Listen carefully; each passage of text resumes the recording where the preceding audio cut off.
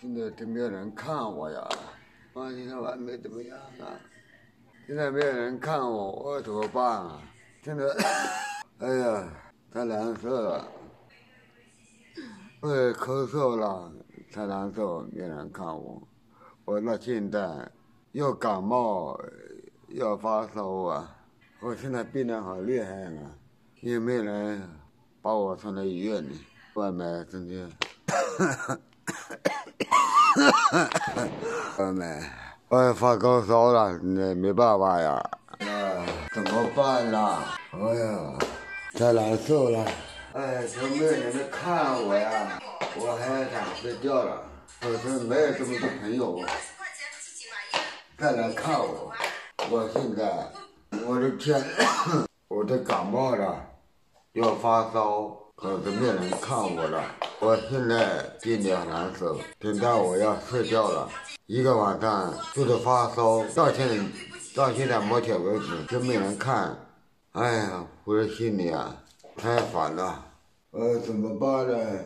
朋友们，救命啊！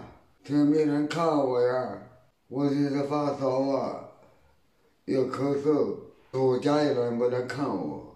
哎呀，后来这个意思叫什么意思呢？我也想到医院里看看，可是我没有钱呐。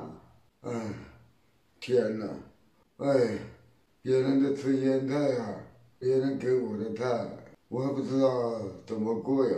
我现在心里很难受，又没有茶喝，又没有开水，这怎么办呢？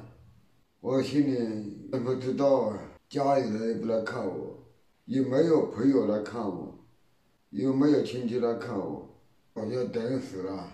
这刚，我的心里太难受了，也不知道该怎么办，心里哎难受啊！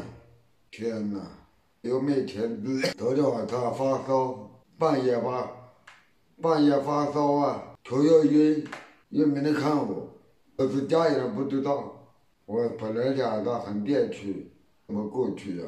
感冒，我这都好不了了，我打了这么多电话，都没人接呀。打了昨天，鹏飞哥，还有凤姐，还有恒姐，还有昨天，还有飞哥、高儿子，我打了这么多电话都没人接。我病这么厉害，咳嗽了，我到现在都还没吃饭，